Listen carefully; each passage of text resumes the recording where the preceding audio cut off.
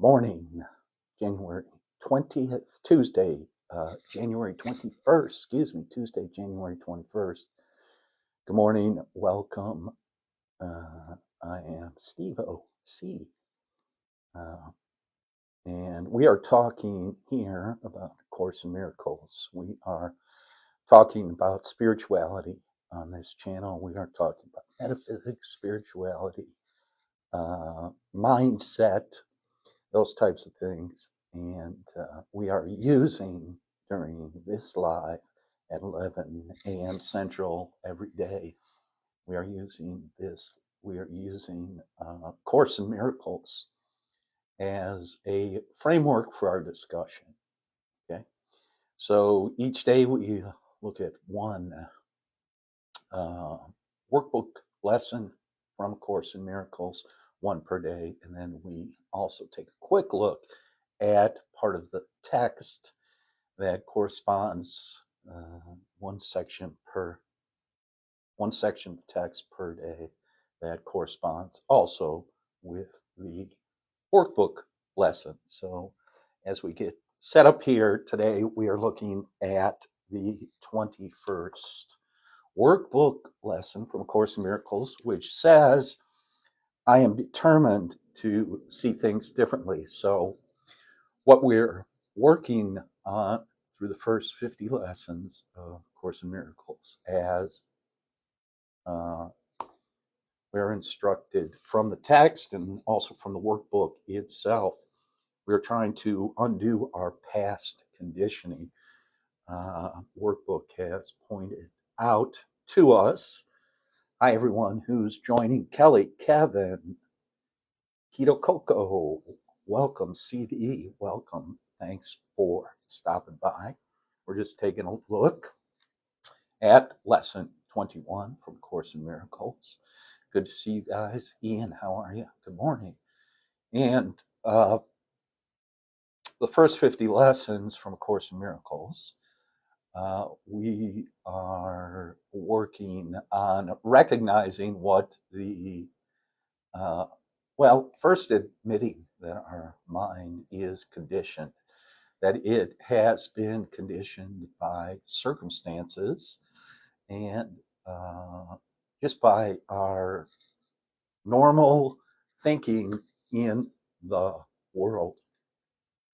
As part of our culture, as part of the way we're taught, as part of the way we learn things. The media we watch, the books we read, all of those things, of course, condition our mind to think a particular way.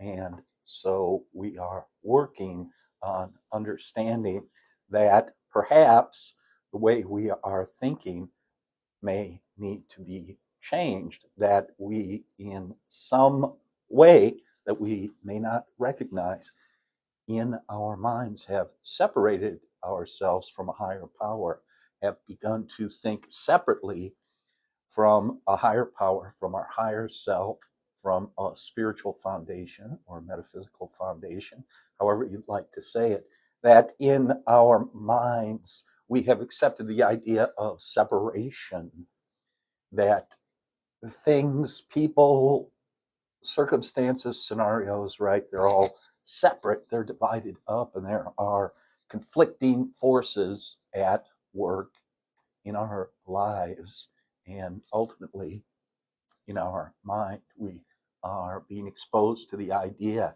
that the real source of separation is in our mind. And if I see separation outside of myself, that separation is a reflection of what is going on in my mind, what is happening within me. So lesson 21 says, I am determined to see things differently. It says the idea for today is obviously a continuation and extension of the preceding one. This time, however, specific mind-searching periods are necessary in addition to applying the idea to particular situations as they may arise. 5 practice periods are urged, allowing a full minute for each. Also, one of the ideas that we are encountering here in these first 20 or 30 lessons is that there's no difference between what's going on inside of my mind and what I'm seeing outside of myself. And the particular situations that I think I see, the particular specific situations that I think I'm involved in are symbols, they're metaphors, they represent a more general idea. The more general idea that all of them represent is, as we just said, the idea of separation. But then the specific ideas, the specific situations may also represent, be symbolic of other ideas, like an idea of abandonment, for instance, or an idea of victimization, or an idea of better than, or an idea of inadequacy, or an idea of superiority. All those different ideas, right, are represented outside of me. I think I'm seeing them outside of me, but really what is happening is all those ideas, all those situations and scenarios are reflections of ideas that I'm holding within my mind. The idea being, of course, as you know, if I change the thoughts inside my mind, if I change my state of being, okay, the external circumstances will change.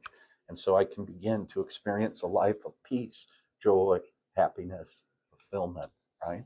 That is the ultimate goal. That is the purpose, to bring the kingdom of heaven to earth and then to share that with my brothers and sisters, right? To share that experience, to share that kind of world with everyone and everything. Hi, Carmen. Good to see you. Let's press that button and say hi to Carmen. Check out Carmen's channel on TikTok. She's a very fun and interesting lady to listen to. She has also written a book, which I can't remember the title of right now. If you want to, Carmen, put the title of your book in there and let us know what it is. Also, just like Carmen, if you come into the room, tap the screen, hit a few taps on the screen, and the title of Carmen's book is called Arcturian Healing. Of course, yes. Now I remember. Carmen, which she relates in the book, had an experience of astral travel outside of the body. You can find out all about it on her channel and with her book. So check it out on TikTok. Okay, back to A Course in Miracles. Thanks, Carmen. Good to see you. And you come into the room, everybody. Tap the screen a few times. Let's get some more likes up there. It helps with the algorithm, as you know. And it's being suggested that in the practice periods, we begin by repeating the idea to ourselves, then close your eyes and search your mind carefully for situations past, present, or anticipated that arouse anger in you. The anger may take the form of any reaction, ranging from mild irritation to rage. And this is important right here. This sentence, the degree of the emotion you experience does not matter. You will become increasingly aware that a slight twinge of annoyance is nothing but a veil drawn over intense fury. This corresponds, we're talking about anger here, of course, but this corresponds to the first sentence in the Course of Miracles that says there is no order of difficulty in miracles. They are not big or small. Same idea here. If I'm angry, doesn't matter if I'm mildly irritated or if I seem to be very agitated. It's the same thing. And the idea is not to get to criticize or judge myself too much about the degree of any anger or the degree of any frustration. Of course, with sort of a detached attitude, we just want to become aware of it, realize that's not who I am. It's an emotion and it will pass. So, of course, while we practice those things day by day with the Course in Miracles, it's also probably important to understand, and I'm sure you do, that it's important to meditate and have some sort of meditation practice so I can begin to understand the way I can begin to see the way my mind operates, right? My meditation practice, I remember when I first started, was with Michael Beckwith. You might know who Michael Beckwith is, Reverend Michael Beckwith from Agape International Spiritual Center out in Los Angeles, out in Culver City. Many, many, many years ago, I went to a silent retreat with him, and what did he say when we started to meditate? He said, my attention is on my breath. My intention is peace. My intention is peace. My attention is on my breath. So my intention while I meditate has always been peace, peace of mind, right? And so my meditation practice is watching the mind, watching my thoughts. Be still and know. Okay, so it's important to have a meditation practice so you can begin to understand how the mind functions, how every mind functions, and how your mind in particular functions. And then also with Course in Miracles, it's very specifically about training my mind to hold different thoughts, to find a different quality of thought, a higher thought, a deeper thought, a more meaningful thought. It says here, try therefore not to let the little thoughts of anger escape you in practice periods. Remember that you do not really recognize what arouses anger in you. And nothing that you believe in this connection means anything. You will probably be tempted to dwell more on some situations or persons than on others on the fallacious grounds that they are more obvious. This is not so. It is merely an example of the belief that some forms of attack are more justified than others. Okay, then it says, that's a, well, he deserved it. Well, she deserved it, right? Well, they deserve it. Certainly, they started it, right? They attacked me first, and I attacked them back. I was just defending myself, which becomes a big part of the discussion here in Course in Miracles. If I defend myself, I'm attacked. The answer to that is that I cannot be attacked. My true self, my true being cannot be attacked. It has not been changed. It cannot be changed. I am perfect, whole, and complete. I am as God created me. Okay? These are all ideas that are covered in A Course in Miracles.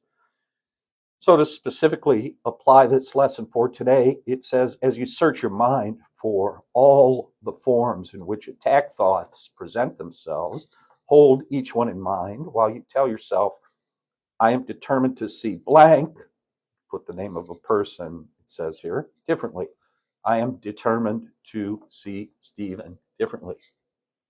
I am determined to see John differently. I am determined to specify a situation differently.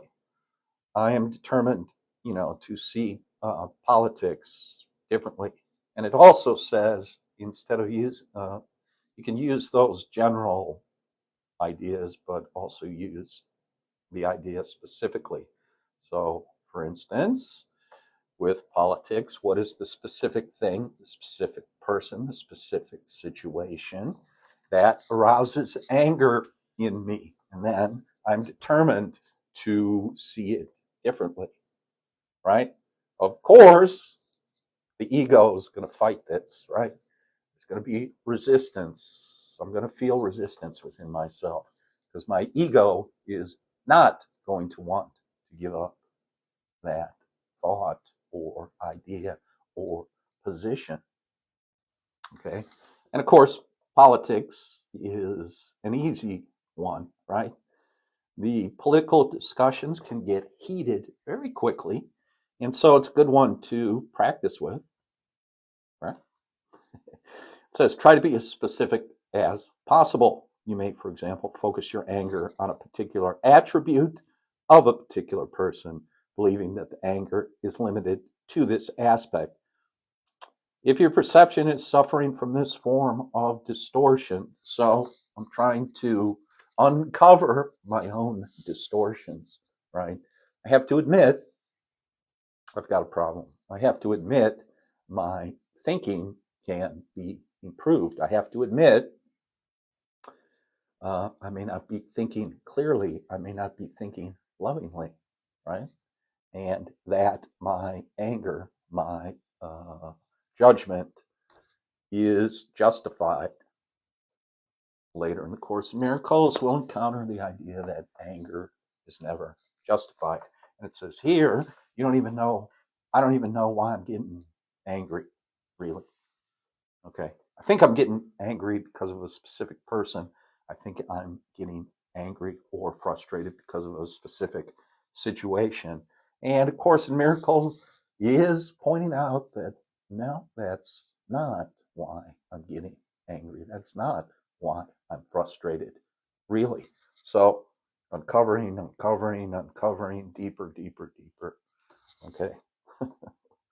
So it's a lifetime practice. It's a daily practice. It's a moment by moment practice, of course. So you can, if you don't have the book, I've got my book right here. I'm looking online, of course, but you can see I've been through this book, a few times. I've been working with a group of people for over 20 years with this book, with our master teacher. She also teaches Egyptian mysticism. So we do take trips to the pyramids and to the temples on the Nile, among other things, but we do go to sacred sites throughout the world, and we also study Course in Miracles. So it's been very helpful to me, which is why I like to share it with you. So thanks for being here. I appreciate it. Carmen is asking who's my teacher. Her name's Carolyn Fuqua. Carolyn Fuqua.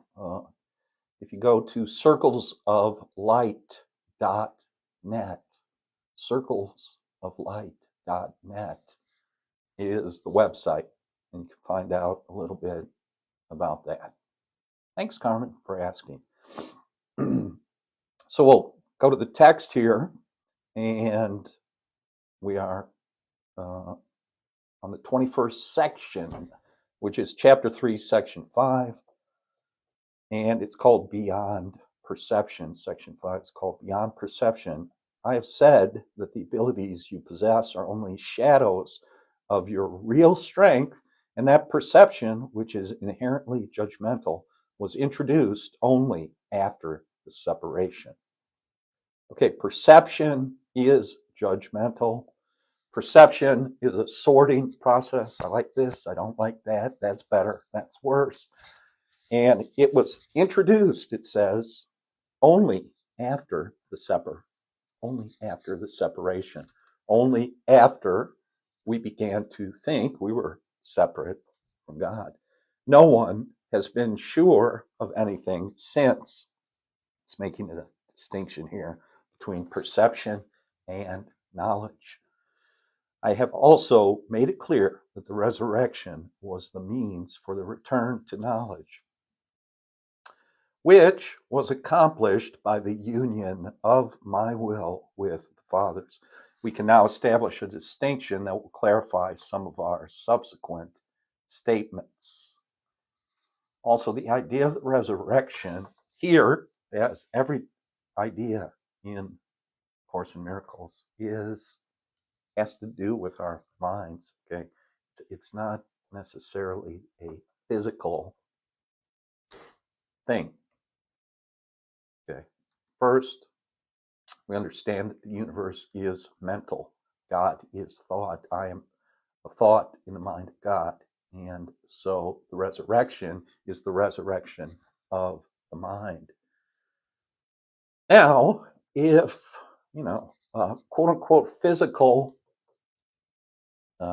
effects follow from that, well, there you go. And so I've got no argument with that at all. It's just that, where does it start? It starts in the mind. It starts with thought.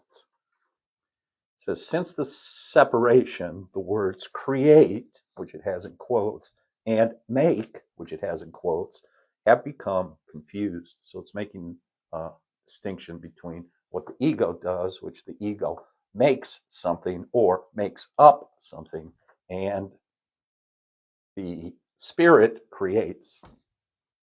When you make something, you do so out of a specific sense of lack or need.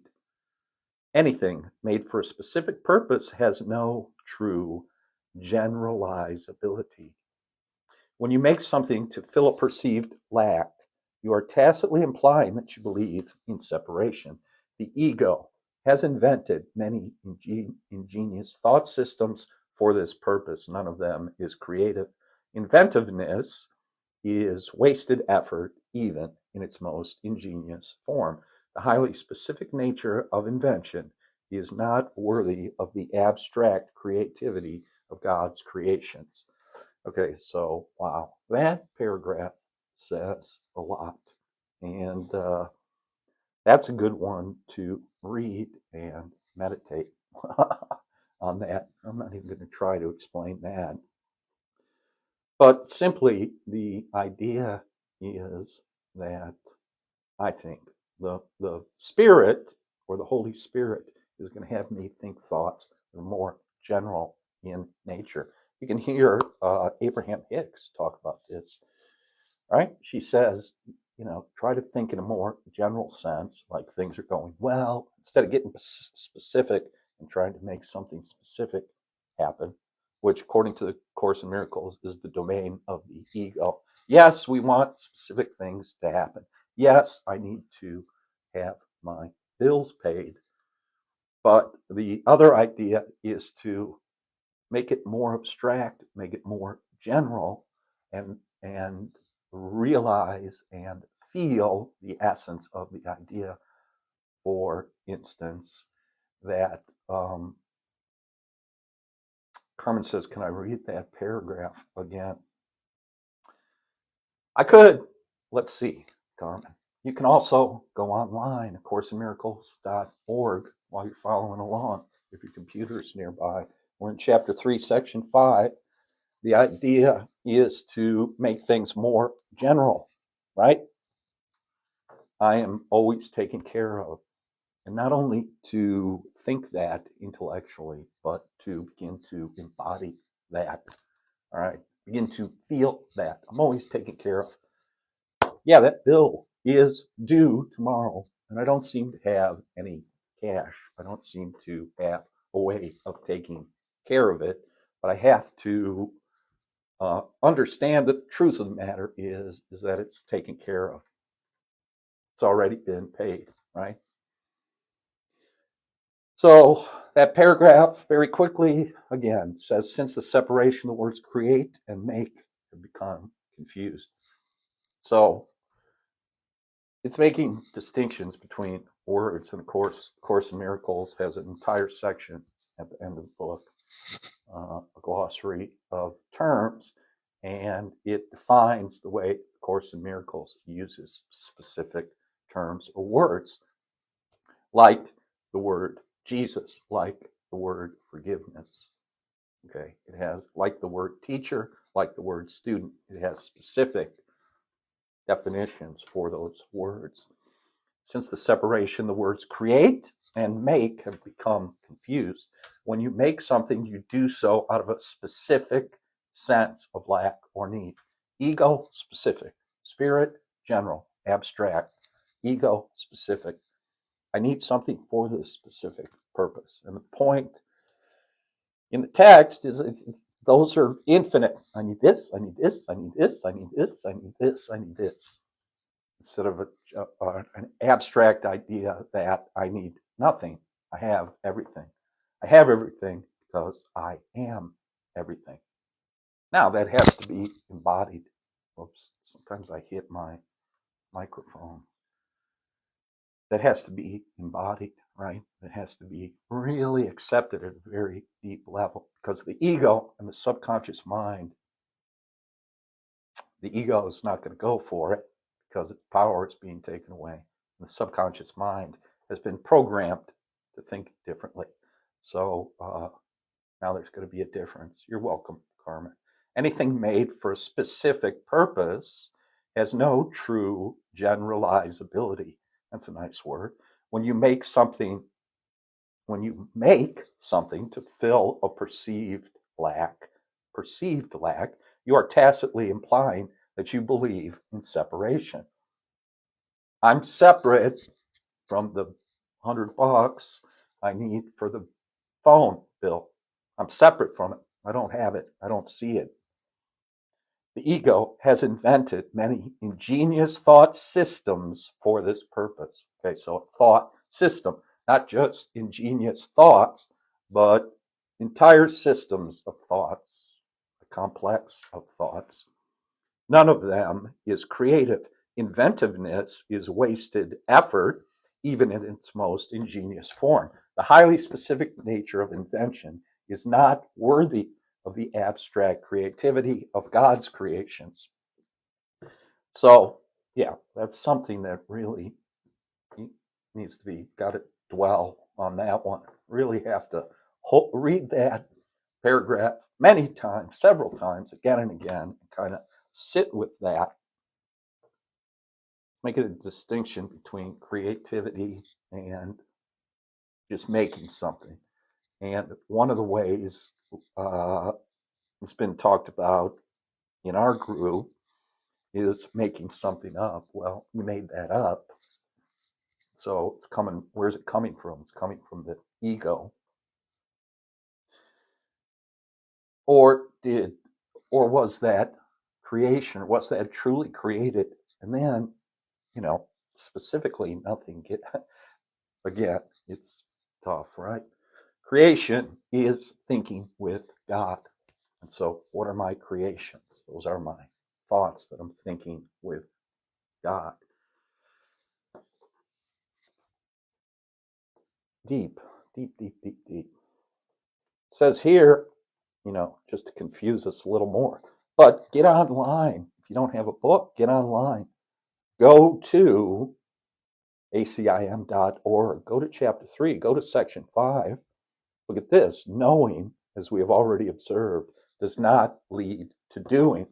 I need do nothing. The confusion between your real creation and what you have made of yourself is so profound that it has literally become impossible for you to know anything. Okay.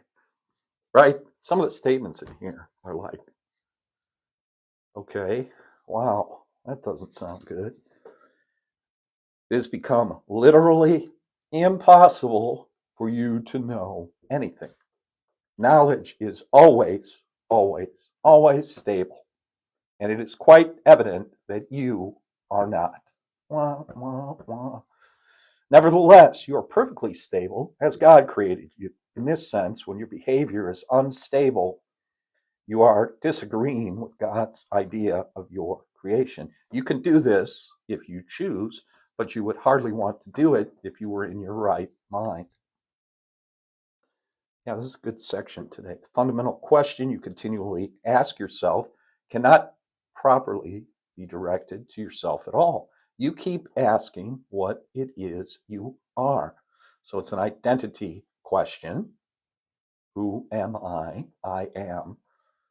This implies that the answer is not only one you know, but is also one that is up to you to supply. Yet you cannot perceive yourself correctly. You have no image to be perceived. The word image, in quotes, is always perception related and not a part of knowledge. Images are symbolic and stand for something. The idea of changing your image recognizes the power of perception, but also implies that there is nothing stable to know. So this whole discussion here, of course, is paradox. And it's not really for me to explain a paradox.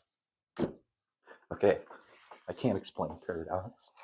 It's not explainable. Sort of, you have to read this, look at it, discuss it, sit with it, meditate on it. But these are some, in my opinion, heavy duty ideas that are being presented. Knowing is not open to interpretation. You may try to interpret meaning, but this is always open to error because it refers to the perception of meaning, the interpretation of meaning. Such incongruities are the result of attempts to regard yourself as separated and unseparated at the same time. So it goes on 6, 7, 8, 9. I'm going to try to get to the end of this before we go on too long here. Forgiveness is the healing of the perception of separation. So there's a specific definition, part of the definition of the word forgiveness. Forgiveness is the healing of the perception of separation. Correct perception of your brother is necessary because minds have chosen to see themselves as separate. Spirit knows God completely. That is its miraculous power. That is what a miracle is. True knowing. Let's say true perception, but it's just said 5 times, knowing it's not perception. It's kind of the word I want to use, but it's not the correct word according to this. But it does say you can bring your perception closer and closer to the truth. I can bring my perception closer and closer to true knowing. And then the last step is up to God, it says. As long as perception lasts, prayer has a place. Since perception rests on lack, those who perceive have not totally accepted the atonement and given themselves over to truth. Perception is based on a separated state so that anyone who perceives at all needs healing. So we have to accept we're in a situation where we're perceiving. And so we need healing. And so the idea is that this has to be a continual practice, right? And that forgiveness is the idea of continually healing my perception. Okay. I feel a lot better than I did 30 years ago. I talk a lot differently than I did 30 years ago, but it's no reason to stop, right? It's no reason to rest on my spiritual laurels, right? Communion, not prayer, is the natural state of those who know. God and his miracles are inseparable. How beautiful indeed are the thoughts of God who live in his light. So it's identifying me and you. We are identified as thoughts of God. Your worth is beyond perception because it is beyond doubt. Do not perceive yourself in different lights. You know yourself in the one light where the miracle that is you is perfectly clear. That's the end of that section for today, and it's called Beyond Perception. And it, as you continue to study Course in Miracles, as we continue to talk about it, as you continue to spend time with it, you'll begin more and more to understand or to feel comfortable with these paradoxes that are presented. Right? I'll have a moment of clarity, then, I have to understand that I'm confused, that my perception has not been entirely cleared up, that I don't know what I know, really. But I'm getting closer and closer and closer and closer. So that's good too, right? And Carmen says, living is forgiving. That's right. Yep. And Course in Miracles says, forgiveness is perceiving correctly. And one of the ideas, that we work with in our group is forgiveness. And it talks about it in Course in Miracles. It's looking past people's behavior, looking past my own behavior, looking past people's behavior, not judging, not condemning because of someone's behavior, because of their situation, because of their affiliation with any idea or group. Okay, so forgiveness is to, I heard our friend Conscious Warrior Training talking about this in his live this morning. He was talking about this idea this morning himself, that you look at everyone with Christ consciousness as Christ consciousness. You look at them from where you're looking from. There's a Christ being across from you. Everyone is a Christ being. Everyone has Christ consciousness. They may not be acting like it right now. They may not be acting like I think they should be acting if they had Christ consciousness, but that's not the idea. That's where the practice of forgiveness comes in, right? Just look right through it, look past it. Later on in the year, later on with the workbook and workbook lessons, that'll be part of the practice. It talks about clouds and fog, looking through the fog, looking past the clouds to the light in everyone and in everything. Okay. Thank you so much. A couple people have spent quite a bit of time here. It all scrolls past me, so I don't know exactly who you are, but thanks for hanging around. I appreciate it. Thanks for being in the room. Make sure you go and follow this channel. If you like what you heard today, go and follow it anyway. If you didn't like what you heard today, and stay tuned.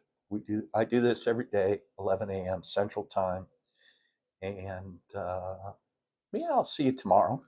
And peace and blessings. Have a great day. Thanks, guys, for hanging out. Talk to you later.